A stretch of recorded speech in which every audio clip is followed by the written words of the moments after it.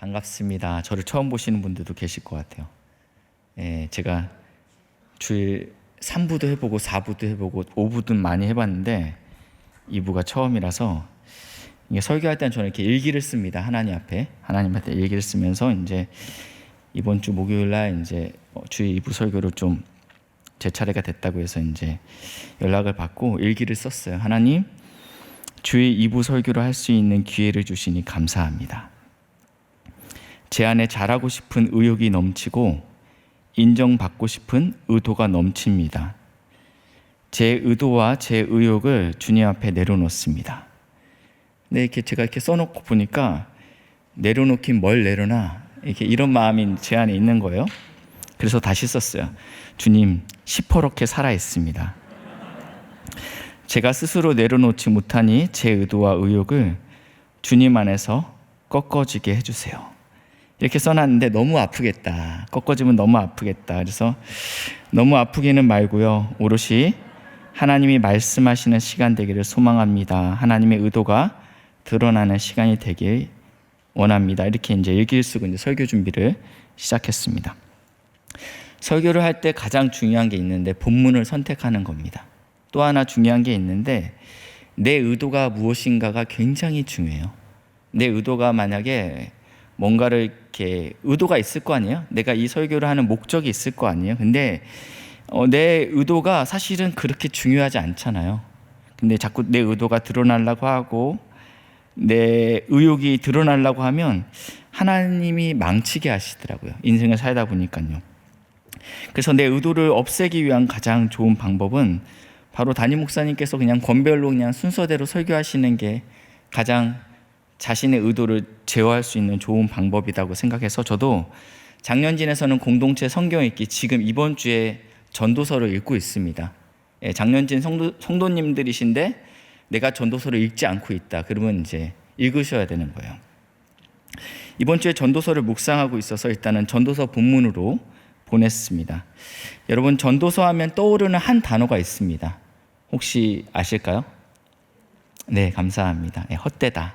이 단어가 이렇게 누구나 저한테도 전도서 목사님 전도서에 대해서 설명해 주세요. 그러면 마땅히 설명할 게 없고 그냥 헛되대 이걸로 이제 넘기고 말았어요. 이 헛되다라는 단어가 38에 등장합니다. 38에 등장하고요. 이게 히브리어로는 헤벨입니다. 헤벨.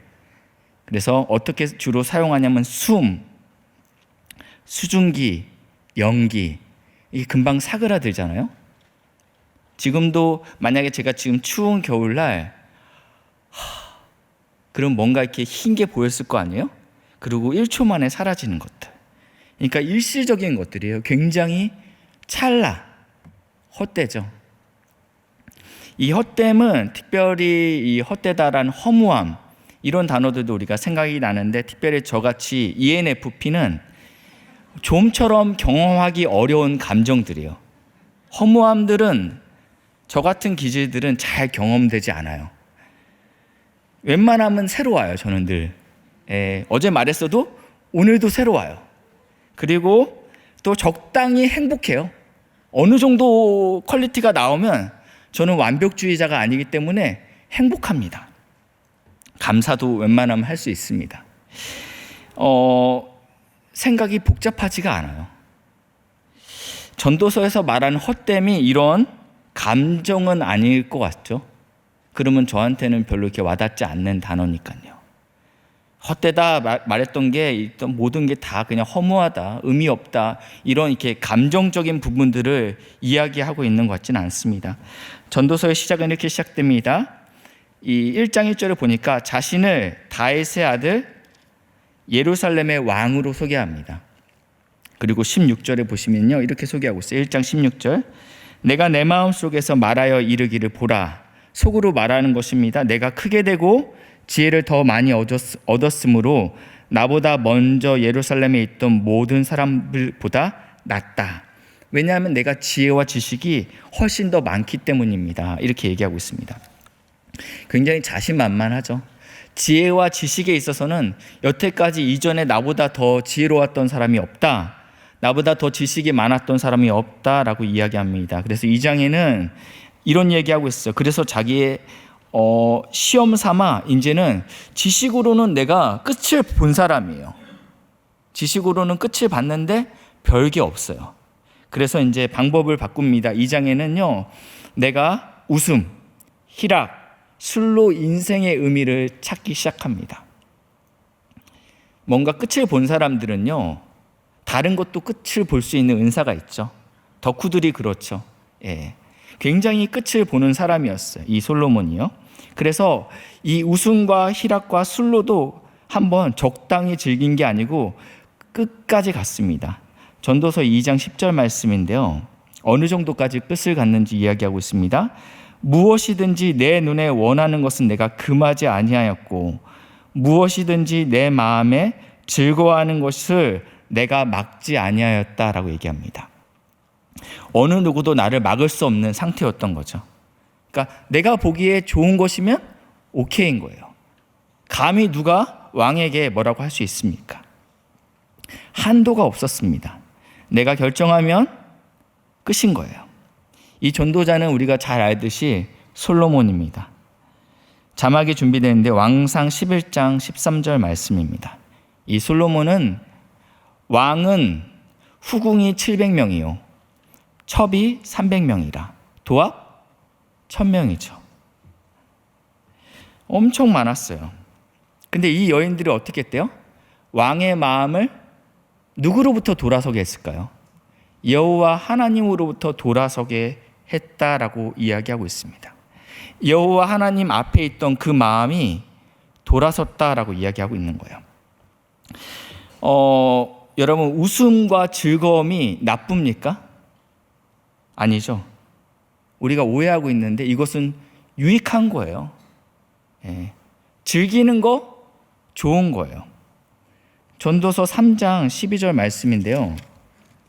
방금 읽었는데 사람들이 사는 동안에 기뻐하며 선을 행하는 것보다 더 나은 것이 없는 줄을 내가 알았고, 여기까지는 이해가 돼요. 13절입니다. 사람마다 먹고 마시는 것과 수고함으로 낙을 누리는 것, 그것이 하나님의 선물인 줄도 또한 알았도다. 그러니까 이거는 중립적입니다. 굉장히요. 우리가 즐기는 것을 죄악시할 필요가 없어요. 아, 내가 이렇게 살면 내가 이렇게 행복해도 되나? 행복하셔야죠. 하나님도 그것을 원하십니다. 근데 이 솔로몬이 웃음을, 희락을 추구했는데 어떻게 추구했냐면 내가 원하는 대로 추구했어요. 내 눈이 원하고 내 마음이 즐거워하는 것이 그 기준이 됐다라는 게 문제라는 것입니다. 이것이 하나님과 멀어지게 되는 첫 번째 헛됨입니다.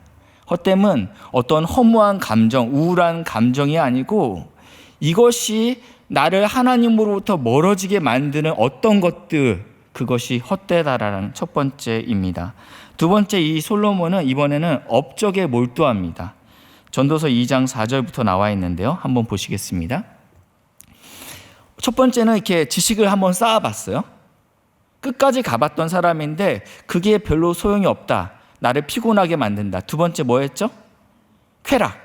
술과 여자와 이런 것도 해봤는데 그것도 헛되다. 이제 세 번째, 이번에는 내가 다 필요 없다. 이번엔 내가 사업을 한번 크게 해봐야 되겠다. 남자라면 해봐야지. 이런 마음을 갖고 지금 왕이라면 내가 해봐야지. 이런 마음을 가졌던 것 같아요. 내가 나를 위하여 집들을 건축하고 포도원을 일구고 여러 동산과 과일들을 만들고 각종 과목을 심고, 지금 여기서 보이는 이런 모든 행동들이 악한 게 있습니까? 잘 안 보여요. 네. 우리 조경 사업을 굉장히 잘하고 수목원도 세우고 굉장히 유익한 것 같잖아요. 여기서의 또 문제는 무엇이죠? 반복되는 단어가 있어요. 그렇죠? 나의 사업을 크게 하였노라. 내가 누구를 위하여? 나를 위하여. 그리고 6절 보시면 나를 위하여 수목을 기르는 살림에 물 주기를 원했다. 7절도 보실게요. 7절. 노비도 이제 집에 있었습니다. 나를 위하여 집에서 또 계속 나와 있죠. 예. 이렇게 7절, 8절까지 이런 예언이 계속 쓰여 있습니다. 은과 금을 소유했는데 이것이 누구를 위해 쌓았대요? 나를 위해 쌓았다라는 게 문제예요. 은과 금을 쌓는 것 갖고 뭐라고 하는 게 아닙니다. 오해하지 마세요. 하나님이 나한테 주신 달란트와 은사가 있어서 은과 금을 쌓을 수 있죠. 그리고 아름다운 잔디를 깔고 우리 앞에 아름다운 정원을 만들 수 있죠. 문제는 하나님이 제외된 나를 위해서 했다라는 것이 문제라는 것입니다. 하나님의 부재입니다. 이것이 헛되다라는 것입니다. 헛됨을 온전히 보여주는 인물이 있습니다. 성경 인물인데 바로 아담의 두 아들입니다. 가인과 아벨이죠. 가인과 아벨. 여러분 너무 잘 아시죠? 혹시 누가 헛된 인물입니까? 예, 벌써 이렇게 답이 나왔는데 성경 우리가 힌트를 드리겠습니다. 전도서 8장 14절 말씀인데 이 전도서가 지금 이 지혜자가 이 전도자가 세상을 이렇게 유심히 관찰하죠. 행해지는 모든 일들 케이스 바이 케이스로 다 보고 있는데 헛된 일을 발견한 거예요. 뭐냐면 악인들의 행위에 따라 벌을 받는 의인이 있었대요. 그러니까 악을 행하지 않았어요. 의인인데 그 결과물을 보니까 악인들의 행위를 따라 벌을 받는 것처럼 보인다라는 거예요. 이게 헛되다라는 거죠. 선하게 살았어요. 근데 하는 일마다 되지 않고 하나님이 없는 것 같은 상황이 보인다라는 거예요. 왜 안 보입니까? 보이죠. 하나님 잘 믿으면 다 잘 되지 않잖아요. 다시 한번 질문을 바꿔볼게요. 질문을 다시 한번 드리겠습니다. 가인과 아벨 중에 누가 헛됐습니까? 누가 허무했습니까? 이 아벨은요, 하나님이 받으실 만한 예배를 드렸던 인물이죠. 가인은 어떤가요? 그 예배를 하나님께서 받지 않으셨어요. 이 가인 안에 울구락불구락 내가 이 동생을 죽여야 되겠다. 그래서 들판으로 몰래 불러서 돌로 찍어서 죽입니다. 올바른 했던 이 아벨은 허무하게 죽습니다. 이 허무라는 단어가 헤벨이라고 했잖아요. 이 단어가 아벨의 이름이 헤벨이에요. 네. 헤벨, 아벨, 헤벨, 아벨 같은 단어예요. 의인으로 살았어요. 하나님께 예배를 드렸는데 인생의 결과물이 우리가 썩 이해할 만하지 않습니다. 이것이 헤벨입니다. 헛됨은요, 어디에서 나오는 것이냐면 우리의 감정, 우울감에서 오는 것을 헛되다라고 얘기하지 않습니다. 하나님 없이 인간이 하는 모든 수고와 노력, 이것이 헛된 것입니다. 하나님으로 분리된 인간, 아담의 불순종으로부터 우리 삶 가운데 헛됨이 일상이 됐습니다. 우리의 모든 애씀과 수고가 헛되다라고 이야기한다는 것입니다. 전도자의 첫 번째 메시지는 그래서 하나님이 부재한 모든 것, 그 모든 것에서는 지혜, 지식, 쾌락, 업적, 이 모든 것이 무익하다라고 헛되다라고 이야기합니다. 전도자의 두 번째 메시지는 모두 죽는다. 죽음에는 열애가 없다라는 것입니다. 전도서 9장 2절 말씀입니다. 같이 한번 읽어주시겠어요? 준비 시작. 모든 사람에게 임하는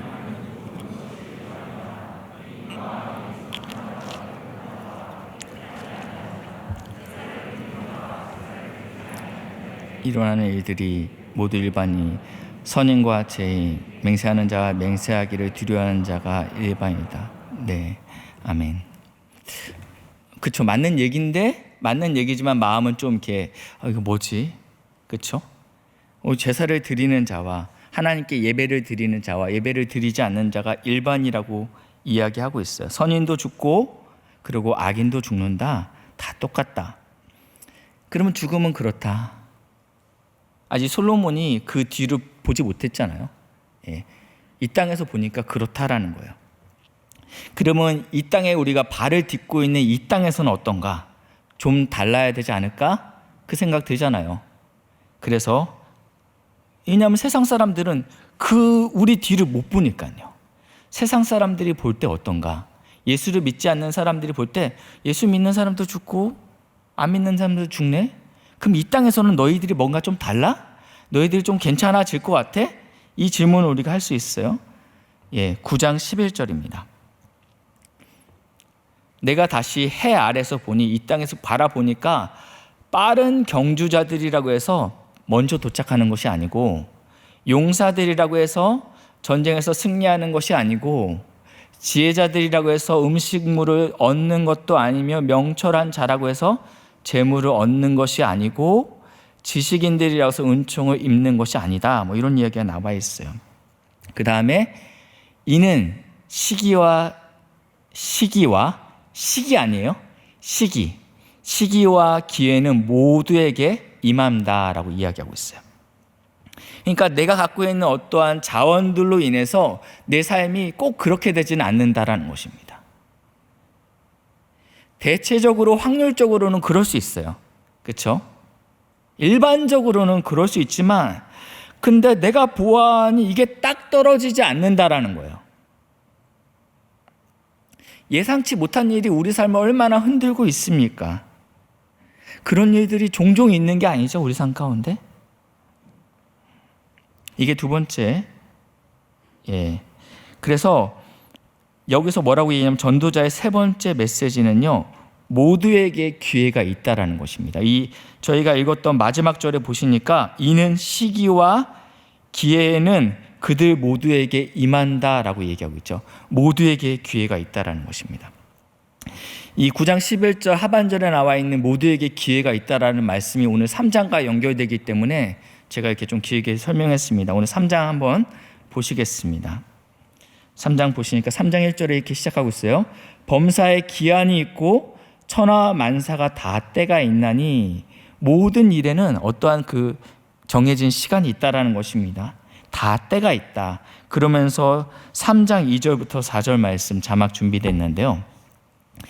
날 때가 있고 죽을 때가 있으며, 심을 때가 있고 심는 것을 뽑을 때가 있고, 죽일 때가 있고 치료할 때가 있으며, 헐 때가 있고 세울 때가 있고, 울 때가 있고 웃을 때가 있으며, 슬퍼할 때가 있고 춤출 때가 있으며, 여러 때가 있대요. 제가 이제 이 말씀을 수요일인가 목요일날 이제 묵상하고 우리 작년 일진 성도님들한테 카톡을 보냈어요. 여러분의 지금의 때는 어떤 때일까요? 이제 그게 너무 궁금한 거예요. 여러분이 지금 어떠한 길을 웃고 계세요? 아니면 지금 울고 계세요? 이게 좀 듣고 싶었어요. 그래서 한 분이 이제 저한테 개톡으로 숙제를 보내주셨습니다. 목사님, 급등할 때가 있고 급락할 때가 있으며, 존버할 때가 있고 털고 나와야 할 때가 있습니다. 이렇게 저한테 보내주셨어요. 안타깝지만 오늘 본문은 그런 타이밍을 이야기하는 본문은 아니에요. 지금 내가 하나님 지금입니까? 제가 어떡합니까? 자꾸 떨어지는데. 지금 하나님이 그 타이밍을 이야기하는 본문이 아니에요. 이 본문은 피조물인 사람이 개입할 수 없는 창조주 하나님이 각 인생에게 정해진 때가 있다라는 것입니다. 내가 어쩔 수 없는 하나님께서 우리에게 주어진 시간이 있다라는 것입니다. 우리가 맨날 울겠습니까? 어떤 때는 웃고 있잖아요. 우리가 맨날 웃을 수 없잖아요. 인생이 그렇게 단순하지 않죠. 지금은 웃고 있지만 우리 안에 다 말 못할 사정들, 아픔들이 있습니다.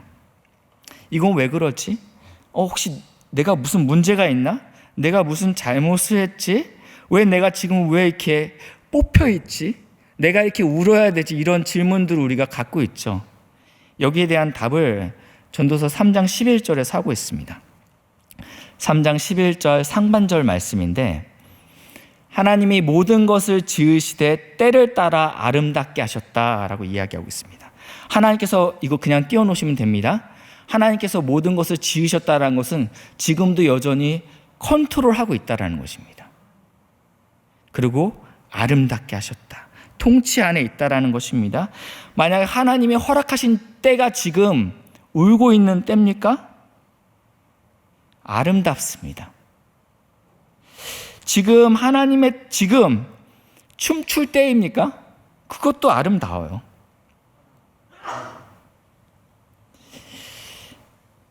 오늘 3일 뉴스가 이제 나오지 않았어요. 그 얘기를 이제 목사님 올라가서 주보를 읽어야 된대요. 그래서 싫은데 이랬는데 갑자기 하나님, 그럼 제가 설교로 6분 더 할 수 있겠네요. 감사합니다. 이렇게 했어요. 예, 나올 때도 있고요, 안 나올 때도 있죠. 그렇죠? 이거 갖고 너무 막 마음을 힘들어 하시면 안 돼요. 예, 나올 때도 있고 안 나올 때도 있습니다. 제가 이런 얘기하면 속에서 열이 올라오시는 분 계실 거예요. 나는 지금 계속 울고 있어. 뭐가 아름답다라는 거지? 네가 내 인생의 쓴맛을 경험해보지 못해서 그래. 그렇게 우리 안에 어떠한 열이 올라오시는 분들이 계실 것 같아요. 담임 목사님께서 이 본문으로 설교하시면서 아름답게를 어떻게 설명하셨냐면 적절하게라고 설명하시더라고요. 적절하게. 그러면서 왕상 6장 7절 말씀을 이렇게 예로 들어주시더라고요. 왕상 6장 7절 말씀. 이 성전을 건축할 때 돌을 그 뜨는 곳에서 다듬고 가져다가 건축하였으므로 건축하는 동안에 성전 속에는 방망이나 도끼나 모든 철 연장 소리가 들리지 아니하였다. 여기서 소리가 들리지 않았다. 너무 신기하지 않아요? 지금 1층 소예비실 공사가 이제 끝났잖아요.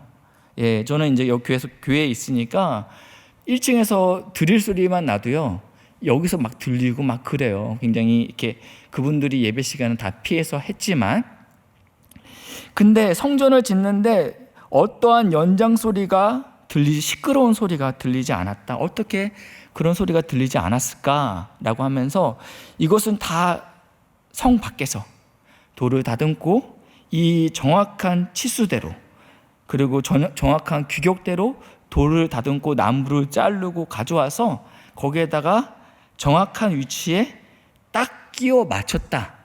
이것이 아름답다라고 목사님 설명하시더라고요. 그래서 아름답다, 이것은 적절하다, 정확히 그 위치에 놨다라고 이해할 수 있습니다. 그러니까 11절을 제가 다시 한번 해석해 보면요, 지금 있는 모든 때와 상황과 장소 그리고 사람이 아름답다, 적절하다, 정확히 그 위치에 놓여 있다라는 뜻입니다. 하나님께서 정확하게 그 위치에 놓았다라는 믿음이 우리 안에 있으면요, 우리는 소리를 내지 않죠. 쟤는 아닌 것 같아. 그래서 쟤는 우리 그룹에 맞지 않는 것 같은데, 쟤가 왜 우리 목장에 있지? 쟤가 왜 우리 팀에 있지? 쟤 좀 마음에 안 드니까 좀 잘라요. 그리고 좀 늘려. 맞지 않으니까 늘려야 되겠죠. 억지로 막 늘려서 안 되면 꾸겨 넣어요. 쑤셔 넣어요. 그러니까 여기저기서 울음소리랑 비명소리가 들리는 거예요. 내 마음에 맞지 않으니까 다 이렇게 자르는 거야. 너 그거 하지 마. 너 선교 가서 자꾸 싸워요. 그렇죠? 영적 전쟁이라는 거 우리가 알지만 마음에 안 드는 일이 너무 많이 보여요. 그러니까 이 믿음이 안 생기는 거예요. 아름답다라는 믿음이 우리 안에 안 생기고 적절하다는 믿음이 우리 안 생기니까 자꾸 어려운 시끄러운 소리가, 예수를 주님이라고 고백하는 이 신앙 공동체의 이 성전 안에서 시끄러운 방망이 소리와 날카로운 도끼나 철 연장 소리가 들리게 된다라는 것입니다. 우리 안에 하나님께서 아름답게 적절하게 정확한 그 위치에 놨다라는 믿음이 우리 안에 있어야 되는 줄 믿으시길 바랍니다. 얼마 전에 담임 목사님이랑 짜장면을 먹게 됐습니다. 그래서 저한테 박 목사 3일교회 와서 사역 너 많이 폈지? 이러더라고요. 그래서 무슨 말씀이신지 제가 잘 몰라서 가만히 있으니까 목사님께서 이렇게 얘기하더라고요. 대충 이런 느낌으로 이야기하셨어요. 너는 약간 독특해. 근데 그래서 너 같은 애들은 기존 공동체에서는 용납할 수 없어.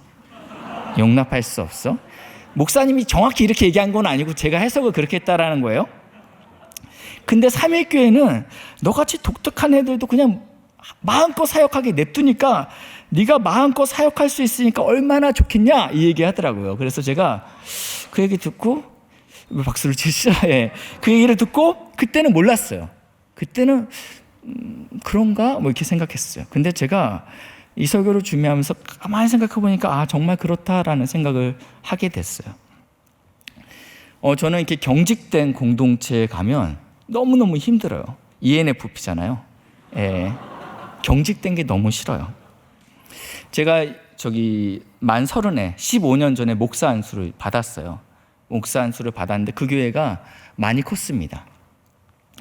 이제 목사가 되니까 이제 선배 목사님들이 한 50명 계셨으니까 목사님들만 월요일 날 축구를 하겠다라는 거예요. 축구장으로 집합 이러시더라고요. 그래서 목사 되고 첫 번째 축구장에 제가 가지 않았습니다. 예. 월요일 날 축구야. 네. 그래서 안 갔어요. 그랬더니 그 다음 주일 날 행정 목사님이 자기 밑으로 전 교육자를 집합을 시켰어요. 막내 목사가 빠져갖고 안 나왔다고 이 얘기를 들으니까 나가야 되겠다는 생각이 들더라고요. 그래서 이제 그 다음 주 월요일 날은 나갔어요. 나 축구 싫어하는데 나가서 이렇게 준비 운동 하고 있잖아요. 이렇게 약간 선배 목사님들은 이렇게 준비 운동도 안 하고 이렇게 공 차고 계시더라고요. 근데 한 목사님이 공이 찼는데 제 안경이 탁 맞으면서 안경이 날아갔어요. 그러면서 여기가 피가 이렇게 쫙 났어요. 그때 행정 목사님이 저한테 그러더라. 박구야, 너 축구 안 해도 돼. 괜찮아. 이러더라고요. 그러면 정상적인 사람이라면 공동체에서 잘 적응하는 사람, 목사님 아니에요. 저 할 수 있어요. 못하지만 열심히 해볼게요. 이렇게 얘기해야 되잖아요. 네, 알겠습니다.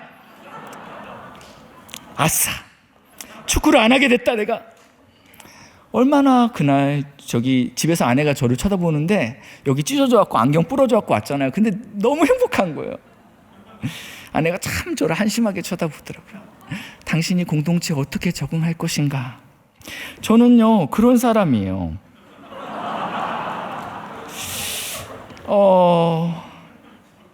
저는 그런 사람이에요. 제가 어떤 얘기를 하냐면, 근데 제가 이 삼위일께서 적응하고 있다는 게 너무 감사한 거 있죠. 되게 중요한 얘기 하려고 했는데, 네. 이렇게 가만히 생각해 보니까 저같이 부족한 사람, 이렇게 공동체, 이렇게 다수가 모이는 이렇게 공동체에서 제가 제약 없이 하나님이 각자에게 주신 은사대로 사역할 수 있다라는 게 너무 감사하더라고요. 얼마나 제가 자유롭게 지내고 있는지 몰라요. 2주 전에 제가 금요철야 설교 제목을 구시의 추앙이라고 제목을 정했어요. 근데 아무도 그거 갖고 뭐라고 하지 않아요. 예. 모든 사람이 그냥 용납해 주는 거예요. 쟤는 저러나 보다 용납하는데 딱 한 사람이 용납 안 해요. 이현우. 누구예요? 제 아내예요. 예. 제발 주일 설교 제목은 평범하게 하래요. 여보 제발 부탁인데 삼위일교회는 저를 용납하는데 삼위일교회는 저를 용납하고 박구야 너는 적절하다, 너는 아름답다, 너는 딱 그 위치에 있다라고 얘기하고 있는데 예수님이 하신 말씀 여러분 기억하시죠?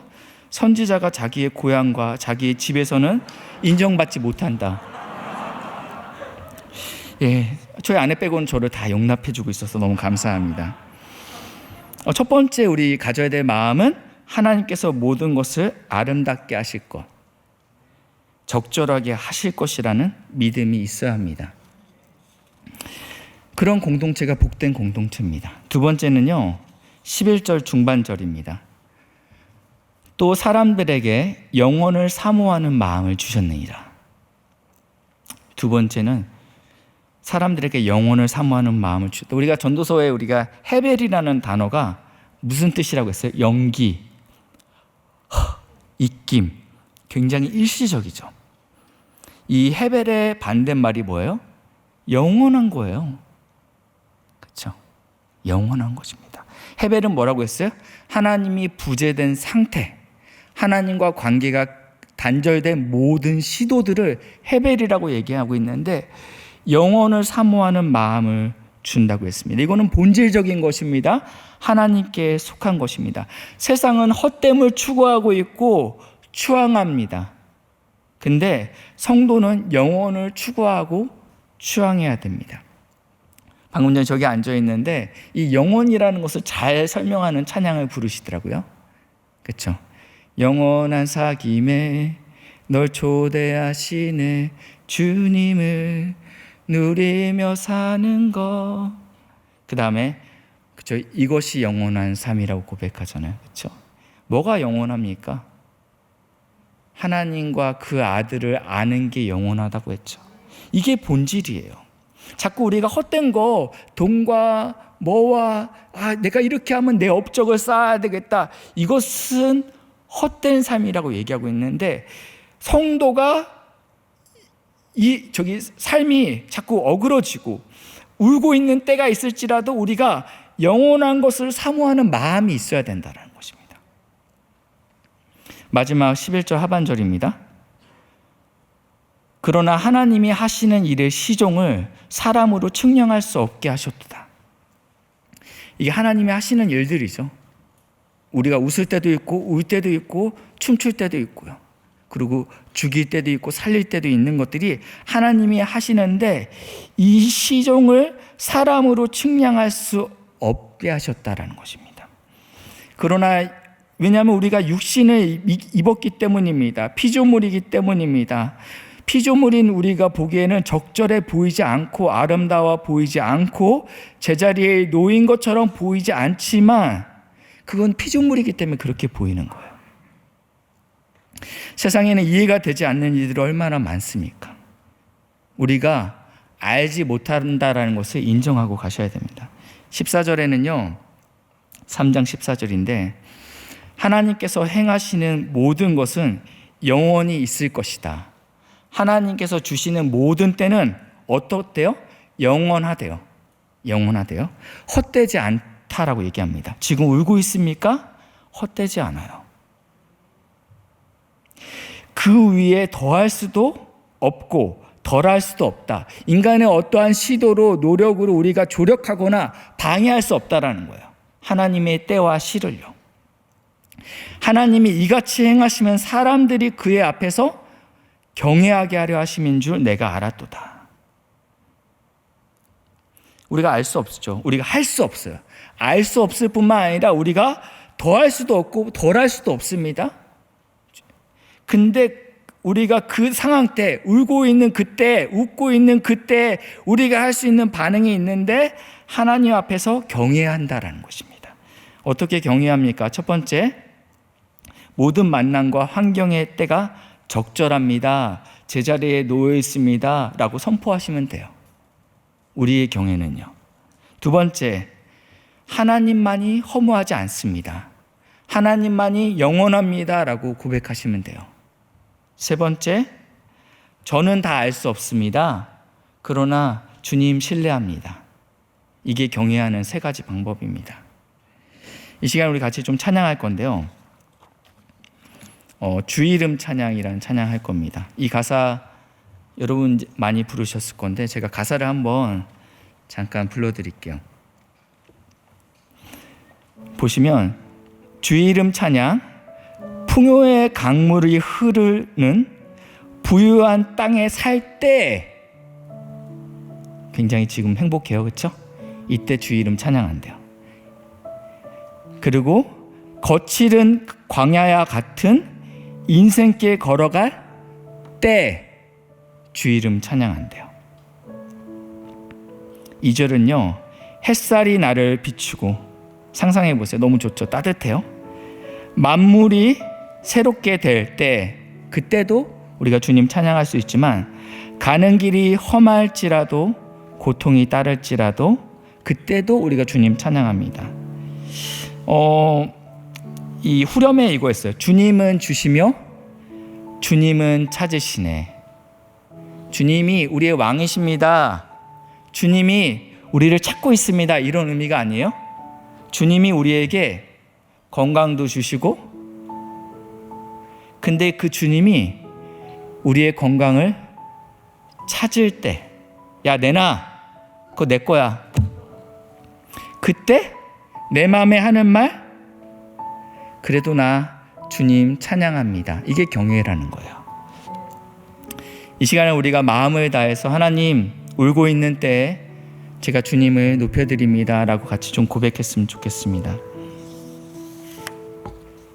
찬양하겠습니다. 주 이름 찬양, 왜 강물을 묘한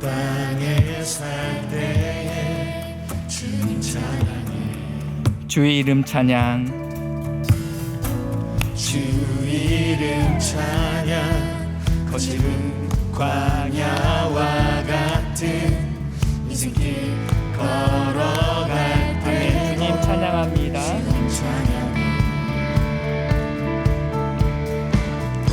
모든 축복 주신 주님 찬양하리.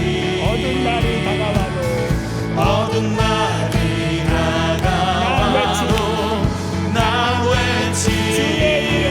주의 이름을 찬양해. 주의 이름을 찬양해.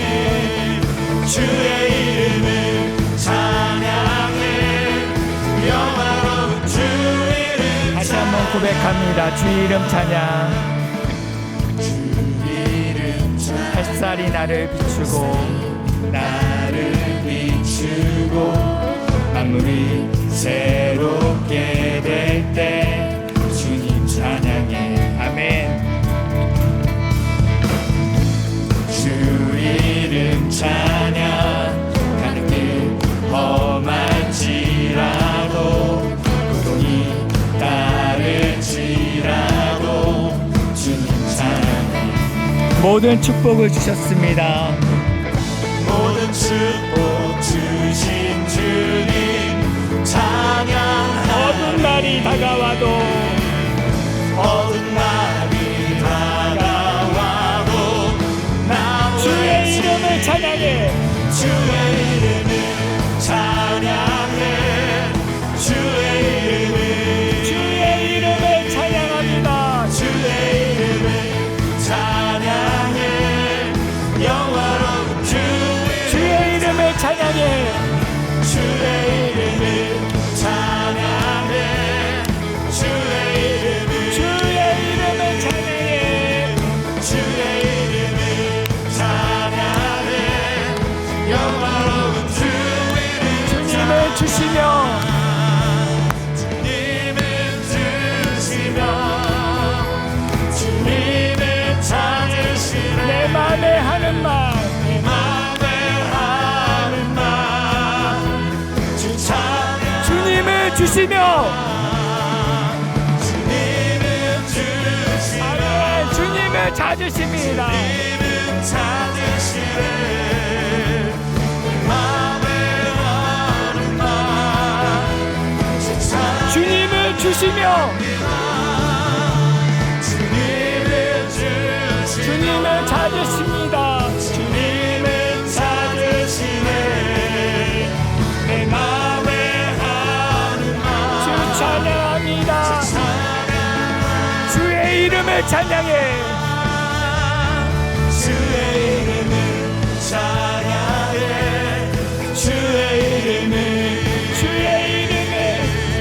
주의 이름을 찬양해.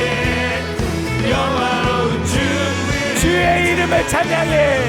주의 이름을 찬양해.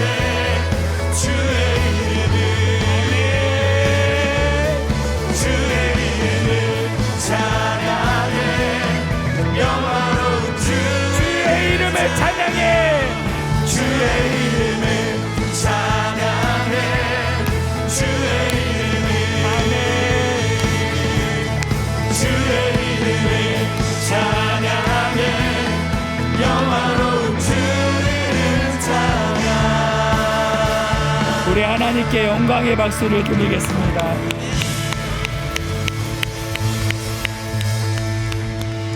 기도하겠습니다. 주님 찬양합니다. 하나님께서 우리를 풍요의 초원을 지날 때 주님을 찬양합니다. 주님, 거칠은 광야에 있을 때도 주님을 찬양합니다. 인생길 험해서 울고 있는 사랑하는 우리 귀한 형제자매님들을 주님께서 이 시간에 위로하여 주시옵소서. 사랑하는 아들아, 딸아, 내가 너를 가장 적절한 곳에 두었다라는 말씀을 이 마음 가운데 신고 돌아갈 수 있도록 주님께서 은혜를 부어 주시옵소서. 이제는 우리 주 예수 그리스도의 은혜와 하나님의 영원하신 사랑하심과 성령의 감화 감동 위로하심이 인생의 험한 길에서 주님만이 영원하다 고백하는 사랑하는 믿음의 성도들 가운데 이제로부터 영원토록 함께 있을지어다. 아멘.